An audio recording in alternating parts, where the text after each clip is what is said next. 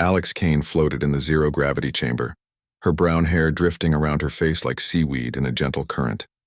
She moved with the grace that only humans seem to possess in weightless conditions, something that amazed her alien classmates and frustrated her instructors. The Galactic Military Academy had been training cadets for 300 years, but humans had only joined 5 years ago. Many still questioned whether these Deathworlders belonged among the stars. Tira Valneth watched from the observation deck, her forearms pressed against the reinforced glass. The Sivari cadet's blue-scaled skin shimmered with nervous energy as she observed her best friend navigate the combat course. Most aliens found human movements unpredictable and somehow wrong, but Tira had learned to appreciate the fluid way Alex adapted to any environment. "She makes it look easy," whispered Kano, another Sivari cadet standing beside Tira. His voice carried the usual mix of admiration and unease that humans inspired in their alien classmates. Below them, Alex twisted through a series of obstacles that would challenge even the most experienced pilots. The course was designed to test spatial awareness and combat reflexes in zero gravity. Laser targets appeared at random intervals, requiring split-second decisions and precise movements. Alex had already broken 3 academy records this semester, much to the displeasure of certain instructors. Commander Drex Kalani stood at the control station, his massive Korthak frame dwarfing the equipment around him. His rocky gray skin and 4 glowing eyes gave him an intimidating presence that most cadets found terrifying. Tira had noticed how he watched Alex during training sessions, his expression unreadable but somehow hostile. "Increase difficulty to level 7, Drex commanded the technician operating the course controls. The technician, a nervous helix named Pim, hesitated. "Sir, standard protocol calls for level 5 maximum during basic training." Drex's 4 eyes turned toward the technician with a look that could freeze plasma. "Did I ask for standard protocol?" Pim's tentacles trembled as he adjusted the controls. The combat course immediately became more aggressive. Targets appeared faster, obstacles moved unpredictably, and the artificial gravity fields shifted without warning. It was the kind of challenge usually reserved for final examinations. Alex didn't seem fazed by the increased difficulty. If anything, she appeared more focused. Her movements became even more precise as she adapted to the new challenges. She spun through a narrow gap between 2 spinning barriers, fired at 3 targets simultaneously, and somehow managed to land gracefully on a platform that was rotating in 3 different directions. Tira felt a surge of pride watching her friend excel under pressure. They had met during their first week at the academy when a group of Korthak bullies had cornered Tira in the dormitory corridor. Alex had stepped between them despite being smaller than any of the aliens involved. She hadn't said much, just stood there with that peculiar human stubbornness until the bullies lost interest and wandered away. From that day forward, they had been inseparable. Alex helped Tira with combat training, while Tira assisted Alex with galactic history and alien cultures. They studied together, ate together, and covered for each other when academy life became overwhelming. Their friendship had surprised many instructors who believed humans were too primitive for meaningful relationships with advanced species. "Target sequence Alpha 7, Drex announced, his voice carrying across the chamber through the communication system. This was unusual. Alpha 7 was a combat scenario typically used for senior cadets, involving multiple moving targets and obstacles that required advanced tactical thinking. Tira noticed several other instructors looking uncomfortable with the commander's decision. Alex received the new parameters through her helmet display and immediately began planning her approach. The course reconfigured itself around her, creating a 3-dimensional maze filled with hostile targets and defensive barriers. She would need to eliminate 12 targets while avoiding being hit by return fire, all while navigating an environment that changed every few seconds. She began her approach with characteristic human confidence, using momentum and precision to move through the course like water flowing around stones. Her laser shots were accurate and efficient, each one finding its target despite the complex movements required to avoid obstacles. Tira watched with growing excitement as Alex neared the end of the sequence. Only 2 targets remained, and her friend had completed the course faster than any cadet in Academy history. The alien observers in the gallery began murmuring among themselves, impressed despite their prejudices. That was when Tira noticed something wrong with Alex's equipment harness. The safety cable that connected Alex to the chamber's emergency systems was fraying near the attachment point. The metallic fibers were separating one by one, creating a weak point that could fail at any moment. Tira pressed closer to the glass, trying to get a better look. Alex fired at the 11th target and pushed off from a wall to reach the final position. The movement put additional stress on her safety cable, and Tira watched in horror as more fibers snapped. She pounded on the glass, trying to get someone's attention, but the observation deck was soundproofed. "Emergency stop," Tira shouted, but the instructors were focused on Alex's performance, not on equipment safety. Alex reached the final target and lined up her shot. As she squeezed the trigger, she pushed off from a nearby platform to stabilize her position. The movement was perfect, the shot was accurate, and the target exploded in a shower of light that indicated a successful hit. Then her safety cable snapped completely. Without the cable's restraint, Alex's momentum carried her directly toward the chamber's primary exhaust vent. The opening was designed to handle atmospheric processing, not human bodies, and the suction was powerful enough to pull in loose equipment during training exercises. Tira screamed Alex's name, but sound couldn't travel through the vacuum of the chamber. She watched helplessly as her best friend tumbled toward the vent, her arms reaching desperately for anything that might stop her fall. Alex managed to grab the edge of the vent opening for a brief moment, her fingers clinging to the metal rim with the strength that came from growing up on a high-gravity world. For a second, Tira thought she might pull herself to safety. Then the artificial gravity in the chamber shifted as part of the course sequence, and Alex lost her grip. She disappeared into the exhaust system like a leaf caught in a hurricane. Alarms began blaring throughout the chamber as emergency systems detected the equipment failure. Rescue teams rushed toward the exhaust outlets, but everyone knew it was too late. The system led directly to space, and even humans couldn't survive in vacuum without proper protection. Tira collapsed against the observation window, her forearms trembling with shock and grief. Around her, other cadets stood in stunned silence, trying to process what they had just witnessed. Commander Drex Kolani showed no emotion as he logged the incident as an equipment malfunction. 3 days had passed since Alex Kane's death, and Tira Velneth could not sleep. Every time she closed her eyes, she saw her friend falling into that terrible darkness. The official report called it an equipment malfunction, a tragic accident that could happen to anyone. But something felt wrong about the whole situation. The academy had returned to its normal routine with disturbing efficiency. Classes continued, training exercises resumed, and most cadets seemed eager to forget about the human who had died during what should have been a routine training session. Only Tira couldn't let it go. She sat in the academy's technical library, surrounded by equipment manuals and safety protocols. The information was written in 17 different languages, reflecting the diverse nature of the Galactic Federation. Tira's species was naturally good with languages, and she could read most of them without difficulty.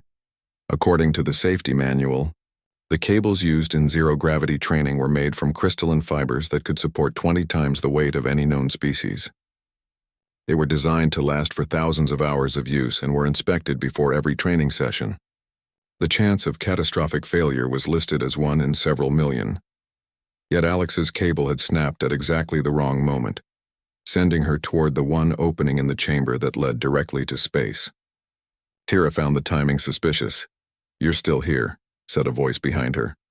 Tira turned to see Dr. Nari Solon approaching her table. The elderly Zentari physician moved with the careful grace of someone who had spent decades dealing with the medical needs of dozens of different species.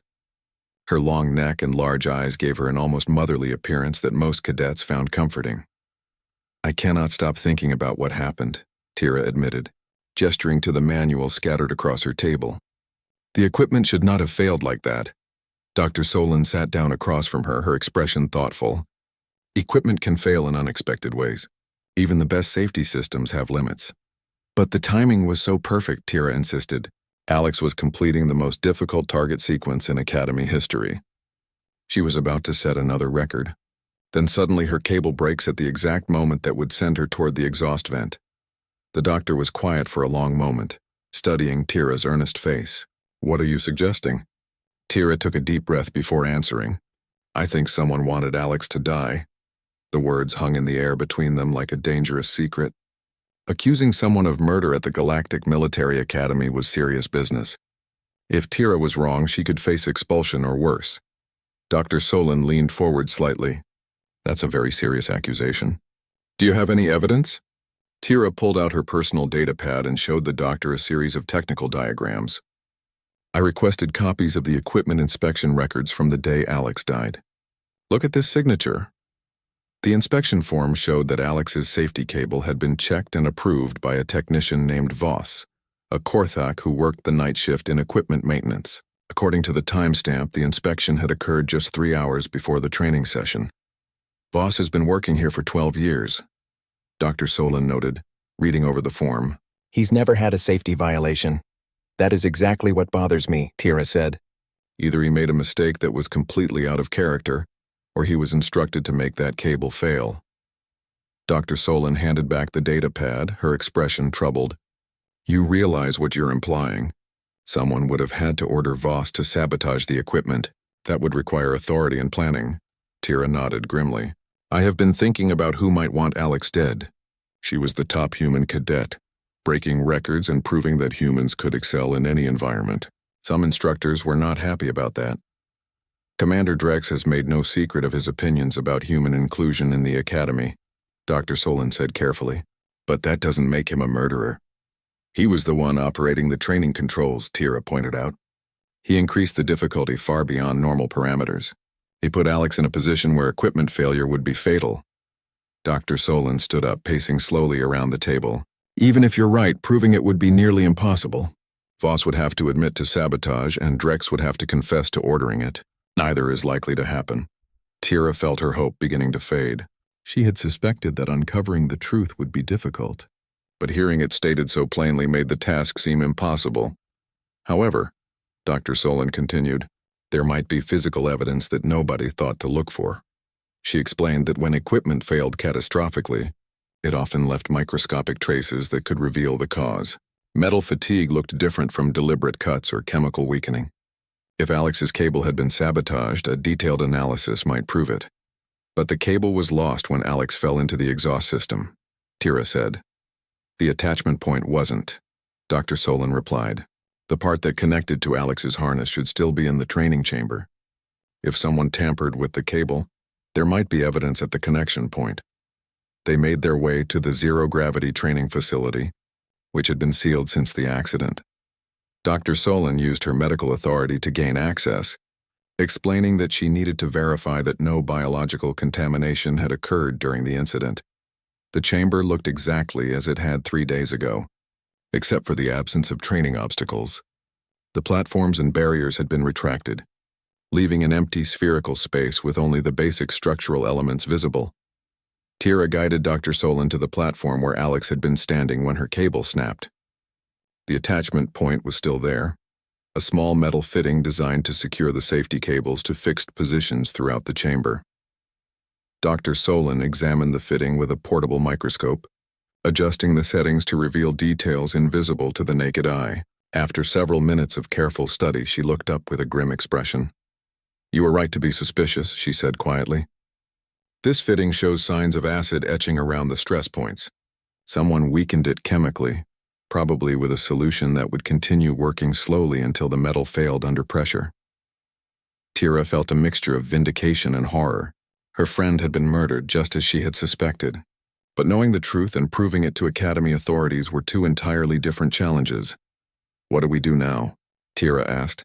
Dr. Solon was already taking detailed images of the damaged fitting with her medical scanner. We document everything carefully and present our findings to the Academy Commandant. This is evidence of deliberate sabotage. But as they prepared to leave the chamber, they found Commander Drex Kolani waiting for them in the corridor outside, his 4 eyes fixed on them with cold calculation, and Tira realized that their investigation had not gone unnoticed. Dr. Solon, Drex said in his rumbling voice, I understand you've been conducting an unauthorized examination of the training facility. Dr. Nari Solon faced Commander Drex Kolani with the calm dignity that came from decades of medical practice. She had treated wounded soldiers from a dozen different wars and faced down military bureaucrats who thought rank gave them authority over medical decisions. A single Korthak commander, no matter how intimidating, was not going to shake her resolve. I was conducting a routine post-incident biological safety inspection, she replied smoothly. Standard protocol after any accident involving organic matter. Drex's four eyes narrowed as he studied both women. And what did your inspection reveal? No biological contamination, Dr. Solon said without hesitation. The chamber is safe for resumed training operations. Tira admired how the doctor managed to answer truthfully while revealing nothing about their real discoveries.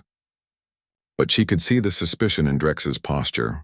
The commander knew something was wrong even if he couldn't prove it. I see, Drex said slowly. In that case, I'm sure you won't mind sharing your inspection report with Academy administration.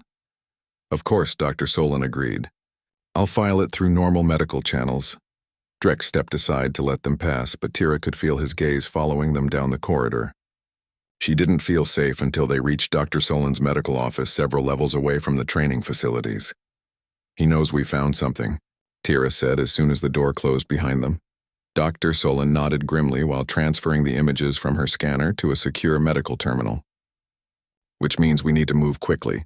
I'll prepare a full report and present it to Commandant Torres first thing tomorrow morning. Tira felt a surge of hope. Commandant Torres was one of the few senior officers who had supported human integration into the Academy. If anyone would take their evidence seriously, it would be her. But when Tira returned to her dormitory that evening, she found her room had been searched. Nothing was missing, but her belongings had been moved slightly. Someone had gone through her personal items with professional thoroughness, looking for evidence of her investigation. She checked her data pad and found that someone had tried to access her files. The attempt had failed thanks to Sivari encryption protocols, but the message was clear. Someone was watching her. Someone with authority and resources. The next morning brought devastating news. Dr. Solon had been transferred overnight to a medical research station in the Outer Rim, effective immediately. Her replacement, Dr. Vex Tolan, announced that all of Dr. Solon's recent work would need to be reviewed and verified before any conclusions could be drawn. Tira rushed to the medical bay, hoping to find some trace of the evidence they had gathered. But Dr. Solon's office had been cleaned out completely. The microscope images, the detailed analysis, even the routine medical reports had all disappeared into the Academy's vast bureaucratic machinery. I'm afraid Dr. Solon left very incomplete records, Dr. Tolan explained when Tira asked about the training chamber inspection. There's no detailed report on file, just a brief note that the chamber was cleared for use. Dr. Tolan was a helix, with the characteristic tentacles and compound eyes of his species. He seemed nervous and uncomfortable, avoiding direct eye contact with Tira as he spoke. But she took detailed images, Tira insisted. She found evidence of sabotage. I'm afraid I don't know anything about that, Dr. Tolan replied quickly. Perhaps you misunderstood what she was doing. Tira left the medical bay feeling frustrated and alone. Without Dr. Solon's expert testimony and physical evidence, her accusations would sound like the desperate theories of a grieving cadet. She needed help, but she wasn't sure who she could trust. She found an unexpected ally in Captain Reed Walsh, one of the few human instructors at the Academy. Captain Walsh taught advanced tactics and had a reputation for being both brilliant and uncompromising. He had served in several border conflicts before joining the Academy staff, and his experience showed in the way he carried himself. Cadet Velneth, he said when Tira approached him after class. I understand you've been asking questions about Cadet Kane's death. Tira hesitated, unsure how much she should reveal. I believe there were irregularities in the equipment inspection process. Captain Walsh gestured for her to walk with him toward his office. What kind of irregularities? As they walked, Tira explained her discoveries and Dr. Solon's findings. Captain Walsh listened without interruption, his expression growing more serious with each detail. You realize what you're suggesting, he said when she finished. If Alex was murdered, it means there's a conspiracy among Academy staff. I know how it sounds, Tira replied. But the evidence was clear. Someone weakened that equipment deliberately. Captain Walsh was quiet for several minutes as they reached his office. The walls were covered with tactical displays and star charts, giving the room a distinctly military atmosphere. I've been conducting my own inquiry, he said finally. Nothing as detailed as yours, but I've been asking questions about the training session. What I found troubles me. He pulled up a file on his desktop display showing the equipment logs for the day Alex died. 3 safety cables were scheduled for routine replacement that morning. Alex's cable was supposed to be one of them, but the work order was mysteriously canceled just 2 hours before the training session. Tira felt her heart racing. This was additional evidence that someone had planned Alex's death in advance. "There's more," Captain Walsh continued. "I spoke with Technician Voss, the one who signed off on the cable inspection. He claims he never inspected Alex's equipment that day. According to him, his shift ended before the inspection would have taken place. But his signature is on the form." Tira protested. "Electronic signatures can be forged if you have the right access codes," Captain Walsh explained. "Someone used Voss's identity to create a false inspection record." Tira felt pieces of the puzzle clicking together in her mind. Commander Drex would have access to technician codes. He oversees all training equipment. Captain Walsh nodded slowly. "That's my thinking as well. But proving it is another matter entirely." Over the next few days, Captain Walsh tried to present their findings to Academy leadership. But every attempt was blocked by bureaucratic obstacles.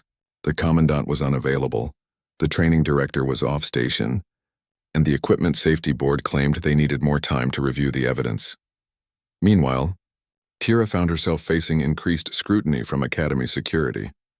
Her movements were monitored, her communications were intercepted, and she was called in for multiple interviews about her disruptive behavior.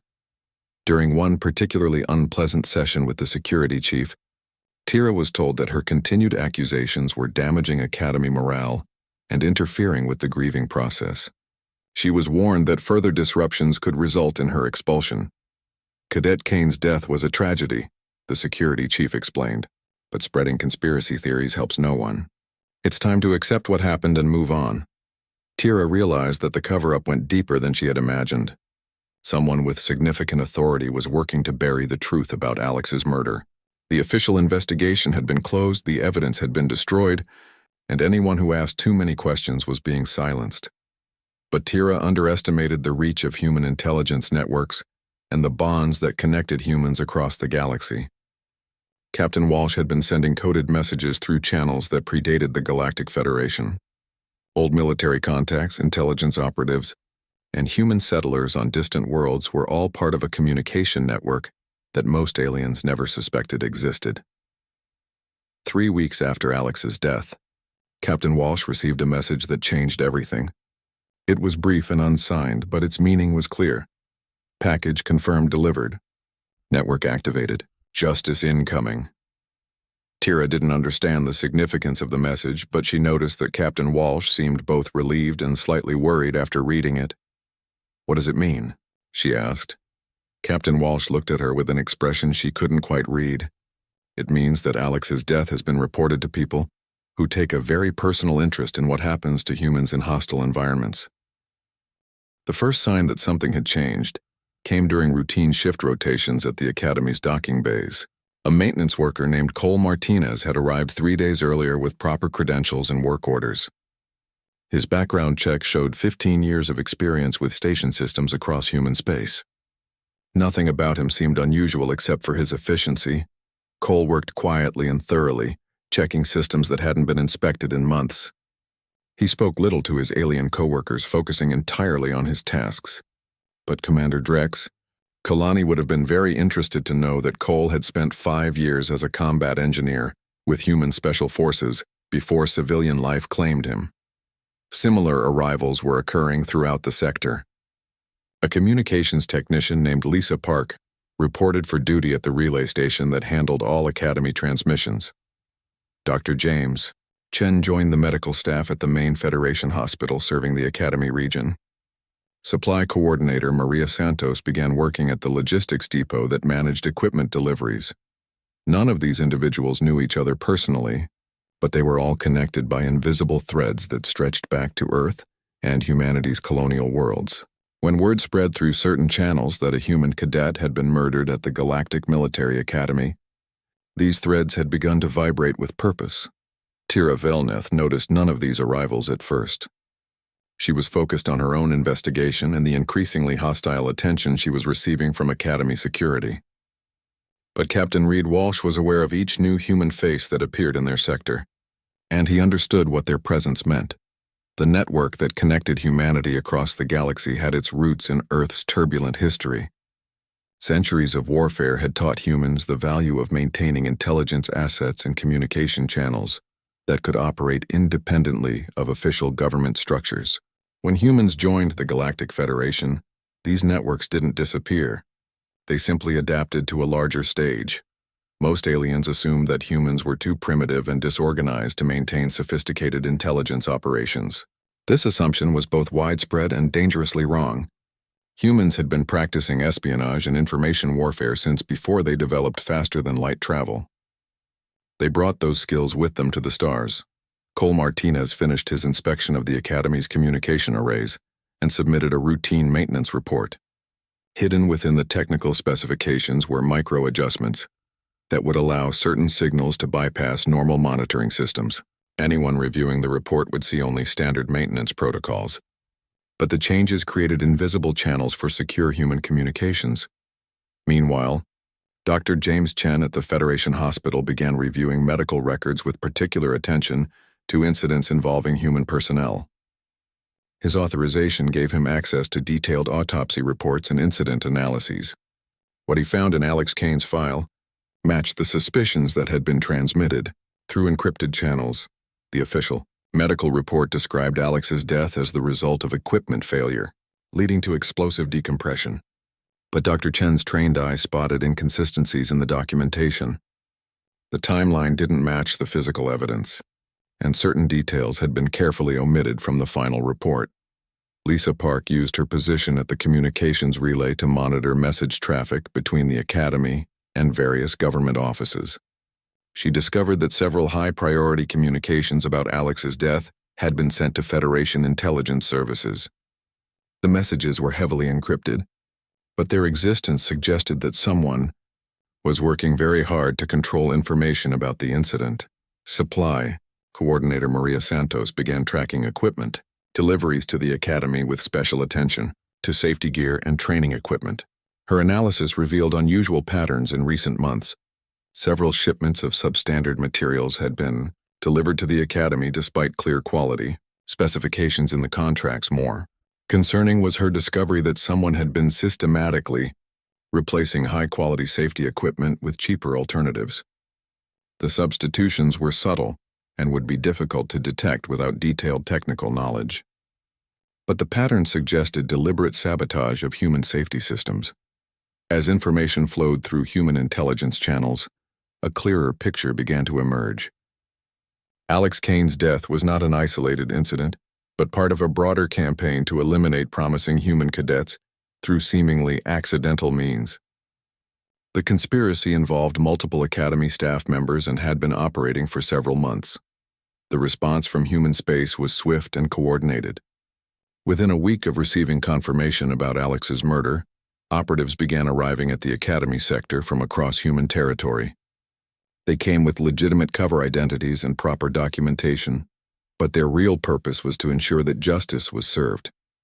These were not military personnel or government agents. They were civilians who had volunteered for a mission that governments could never officially authorize. Many were veterans of Earth's wars who understood the importance of protecting human interests in hostile environments. Others were simply citizens who believed that murdering a human child demanded a response. Tira first became aware of the human network when Captain Walsh introduced her to Cole Martinez. The meeting took place in an unused classroom late at night, away from security monitors and electronic surveillance.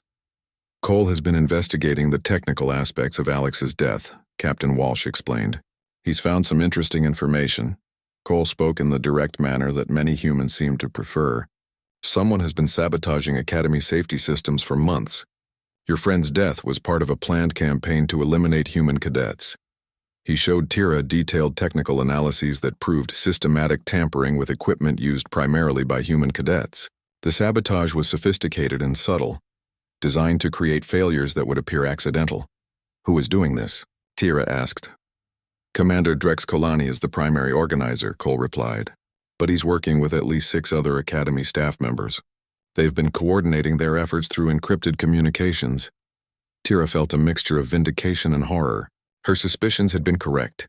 But the conspiracy was larger than she had imagined. "What can we do about it?" she asked. Captain Walsh and Cole exchanged glances before Walsh answered. "The Federation legal system moves slowly and the conspirators have allies in high places. Official justice could take years if it comes at all. But there are other forms of justice," Cole added quietly. Over the following days, the human operatives began their work with methodical precision. They didn't announce themselves or make dramatic gestures. Instead, they simply began documenting everything related to the conspiracy with professional thoroughness. Financial records were copied, communication logs were intercepted, and personal histories were researched. The humans worked with the patience of people who understood that lasting justice required solid evidence and careful planning. Commander Drex Kalani began to notice that his private communications were being intercepted. Messages that should have been secure were somehow being read by unauthorized personnel. His financial accounts showed signs of outside monitoring, and his personal files had been accessed by unknown users. The other conspirators experienced similar problems. Their communications were compromised, their activities were being watched, and their personal information was being gathered by sources they couldn't identify.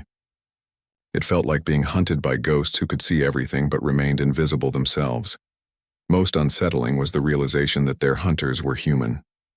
The primitive Deathworlders they had dismissed as barely civilized were demonstrating capabilities that suggested a level of sophistication the conspirators had never imagined. For the first time since Alex's death, Tira began to hope that real justice might be possible. The humans had resources and determination that the Academy authorities lacked. More importantly, they seemed willing to act when official channels failed. But she also sensed something dangerous in the quiet efficiency of the human operatives. They moved with the controlled precision of predators who had decided that their prey needed to be eliminated. Technician Voss discovered the first envelope slipped under his quarters door on a Tuesday morning. Inside was a single photograph showing him accepting a payment from Commander Drex Kalani 3 weeks before Alex Kane's death. The image was taken from an angle that captured both their faces clearly, along with the credit transfer device visible in Drex's hand. Voss had been careful to meet Drex in a maintenance tunnel he thought was abandoned. The photograph proved that someone had been watching them with professional surveillance equipment. More disturbing was the realization that someone had been investigating their activities long before Alex's death occurred. There was no note with the photograph, no demands or threats, just the image itself and the clear implication that much more evidence existed. Voss understood the message perfectly. His participation in the conspiracy was documented and provable. Over the next 3 days, similar envelopes appeared throughout the Academy. Equipment Supervisor Nex Corvani received financial records showing unexplained payments into his personal accounts. Training Director Vel Tormak found surveillance footage of himself sabotaging safety equipment in the zero-gravity chamber. Each conspirator discovered that their activities had been monitored and recorded with systematic thoroughness. Private conversations had been intercepted, financial transactions had been tracked, and their movements had been documented with precision that suggested professional intelligence operations. Commander Drex Kalani found a datapad on his desk containing a complete dossier of the conspiracy. The file included communications between all participants, financial records showing payment flows, and technical analyses proving deliberate equipment sabotage. Most damaging were the psychological profiles suggesting that Alex Kane had been targeted specifically because her success was inspiring other human cadets. The dossier was professionally prepared and completely accurate. It read like the kind of intelligence briefing that Federation authorities might compile during a major criminal investigation. But Drex knew that no official investigation had produced this level of detail about their activities. What truly terrified the conspirators was not just the evidence against them, but the realization that their opponents had capabilities they had never suspected. The humans weren't just gathering information, they were demonstrating complete mastery of systems the conspirators had thought were secure. Dr. Vex Tolan, who had replaced Dr. Solon after her sudden transfer, received a medical file that made his blood freeze.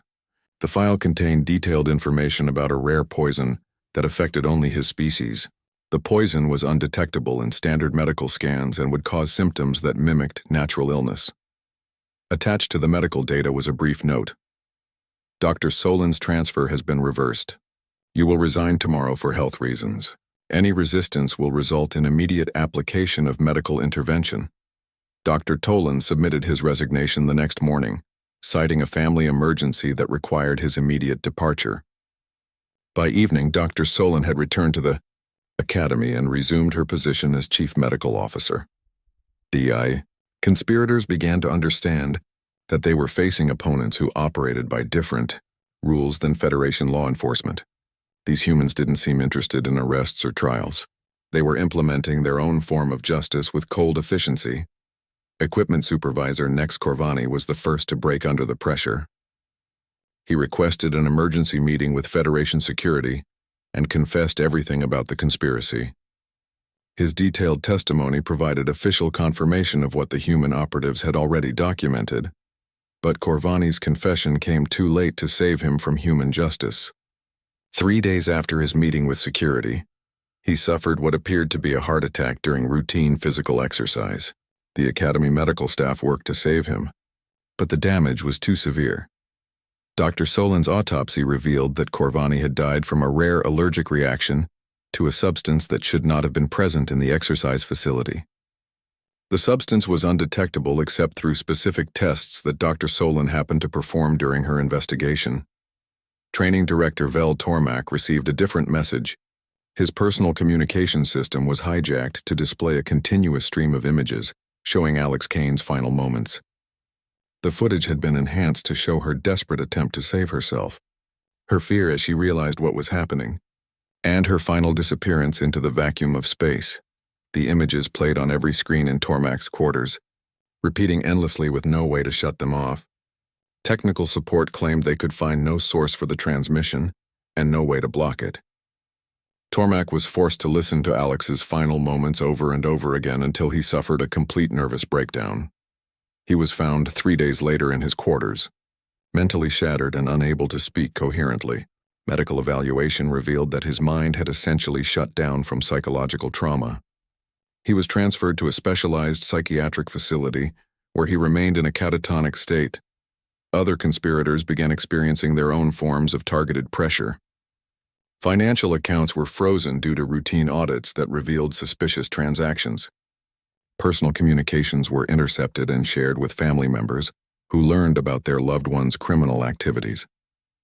Career advancement opportunities disappeared as negative evaluations appeared in their personnel files. Commander Drex Kalani proved more resilient than his subordinates, but even he couldn't withstand the systematic dismantling of his life and career. Every aspect of his existence came under scrutiny as evidence of his crimes was methodically distributed to Federation authorities. His military record was reviewed and several questionable incidents from his past were reopened for investigation. Financial audits revealed years of unauthorized payments and suspicious transactions. Personal relationships were destroyed as friends and colleagues learned about his involvement in murdering a cadet. But the humans saved their most devastating attack for last. Security footage from the zero-gravity training chamber was enhanced and analyzed to show exactly how Drex had manipulated the training sequence to ensure Alex's death. The footage proved that he had deliberately created conditions that would be fatal when the sabotaged equipment failed. This evidence was presented simultaneously to Federation authorities, Academy leadership, and Drex's own military chain of command. The case against him was so overwhelming that denial became impossible. Drex was arrested and charged with premeditated murder, conspiracy, and abuse of military authority. But he never made it to trial. During transport to the Federation detention facility, his prisoner transport suffered a mechanical failure that left him floating in space without life support. The official investigation concluded that the transport safety systems had been sabotaged, but no evidence could be found identifying the perpetrators. The parallel to Alex Kane's death was noted by investigators but dismissed as coincidence. Tira Velneth watched these events unfold with a mixture of satisfaction and unease. Justice was being served, but not through the legal channel she had expected. The humans were implementing their own version of accountability, with methods that skirted the edge of Federation. Law Captain Reed Walsh found her in the Academy library where she had first begun investigating Alex's death. She was reading through the official reports documenting the collapse of the conspiracy and the fates of those involved. "Are you satisfied with the outcome?" he asked, sitting down across from her. Tira considered the question carefully. "Alex's murderers have been punished. The conspiracy has been exposed.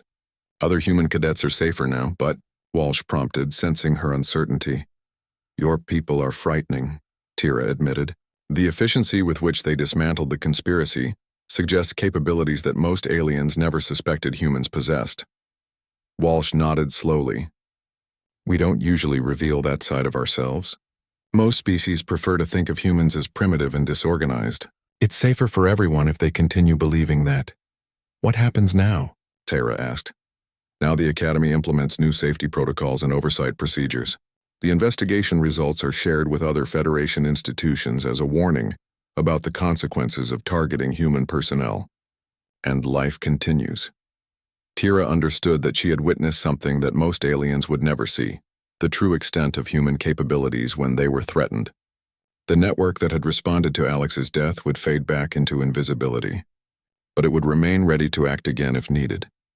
The lesson was clear. Humans might seem primitive compared to other Federation species, but they possessed qualities that made them extremely dangerous enemies: their loyalty to each other, their intelligence networks, and their willingness to implement justice outside official channels made them formidable opponents for anyone foolish enough to target them.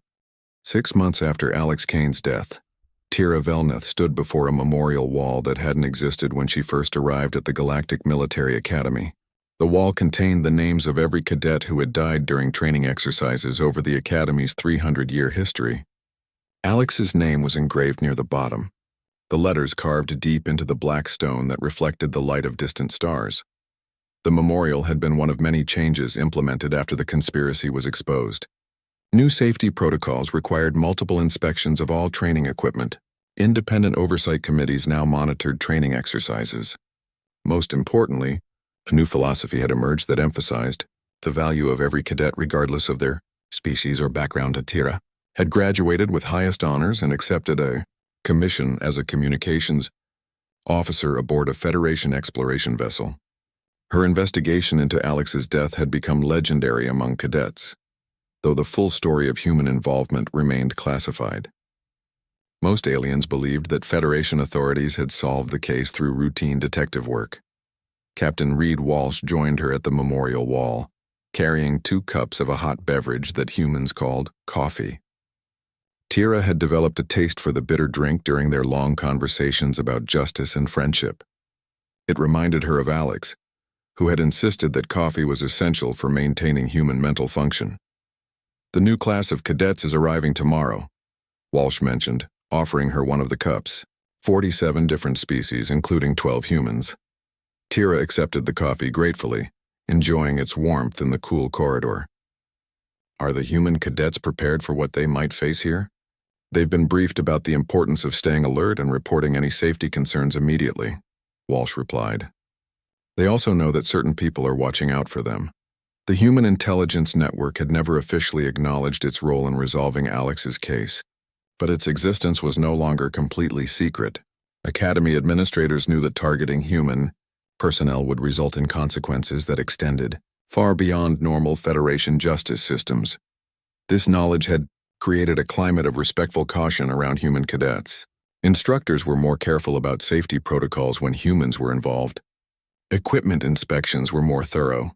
Training exercises were monitored more closely. "Sometimes I wonder if Alex would approve of what happened to her killers," Tira said. Staring at her friend's name on the memorial wall, Walsh considered the question seriously before answering.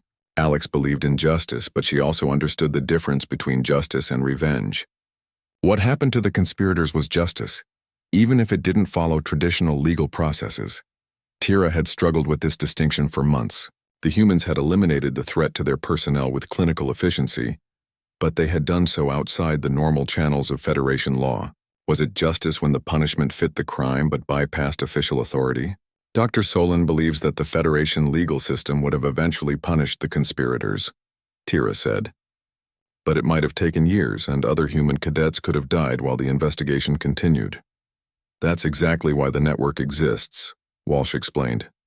Sometimes official justice moves too slowly to protect innocent people. When that happens, other forms of accountability become necessary.